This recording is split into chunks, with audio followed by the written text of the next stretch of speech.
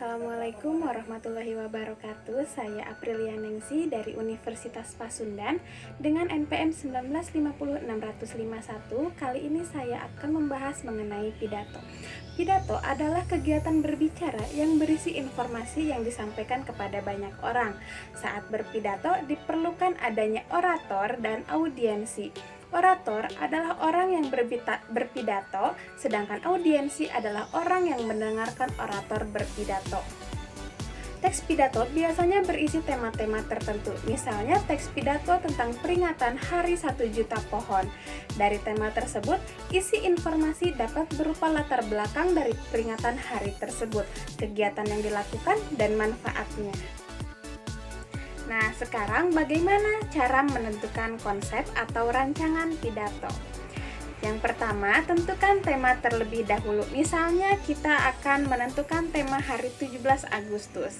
Yang kedua, siapa yang akan berpidato? Misalnya, saya yang akan menjadi orator. Yang ketiga, siapa audiensinya? Misalnya, warga Kampung Sentosa. Yang keempat, di mana akan dilakukan pidato? Misalnya di balai desa. Nah, untuk yang kelima yaitu tentukan urutan pidato. Misalnya, 1. Pembukaan. Yang kedua, menjelaskan pentingnya mengingat hari bersejarah Indonesia pada tanggal 17 Agustus 1945. Yang ketiga, mengajak masyarakat untuk berpartisipasi dalam kegiatan 17 Agustus yang telah dirangkai oleh panitia. Yang keempat atau yang terakhir, penutup. Lanjut, isi teks pidato. Sebelum berpidato, orator harus memahami isi teks pidato. Teks pidato yang baik memiliki bagian-bagian, yaitu salam pembuka, kalimat sapaan, kalimat pembuka, isi, kalimat penutup, dan salam penutup. Sekarang, apa itu penjelasan dari salam pembuka? Salam pembuka yaitu bagian dari teks pidato yang biasanya terletak pada bagian awal yang menjadi pembukaan pidato. Contohnya, selamat pagi, salam sejahtera, atau assalamualaikum warahmatullahi wabarakatuh. Yang kedua, apa itu kalimat pembuka? Yaitu bagian dari teks pidato berisi kalimat sapaan terhadap audiensi. Contohnya, Bapak Kepala Sekolah yang saya hormati. Nah, selanjutnya isi, yaitu bagian dari teks pidato yang berisi inti dari informasi yang akan disampaikan dan dibicarakan dalam pidato. Yang selanjutnya, kalimat penutup, yaitu bagian dari teks pidato yang berisi simpulan, harapan, dan permintaan maaf kepada audiensi jika ada kesalahan dalam berkata dan juga menyinggung pendengar.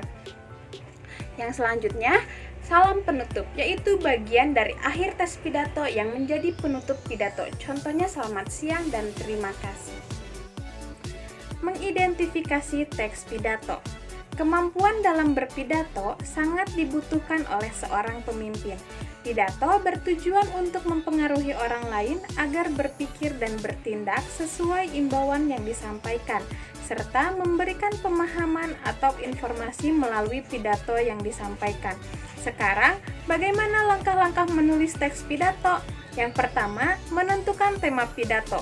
Tema pidato sebaiknya disesuaikan dengan momen tertentu, sehingga mempunyai arti dan kegunaan bagi pendengar. Yang kedua, tentukan referensi bacaan, misalnya diperoleh dari pengalaman, hasil penelitian, imajinasi, atau internet.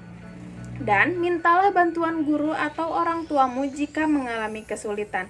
Yang ketiga, buatlah rancangan teks pidato, yaitu disusun berupa salam pembuka, kalimat pembuka, isi, kalimat penutup, dan salam penutup. Yang keempat, rangkailah pidato. Rancangan teks pidato yang telah dibuat sebaiknya dirangkaikan menjadi teks pidato yang utuh. Perhatikan kalimat efektif dan gunakan kata-kata baku saat menyusun pidato. Yang kelima, latihan membaca pidato. Saat berlatih, perhatikan pelafalan dan intonasinya.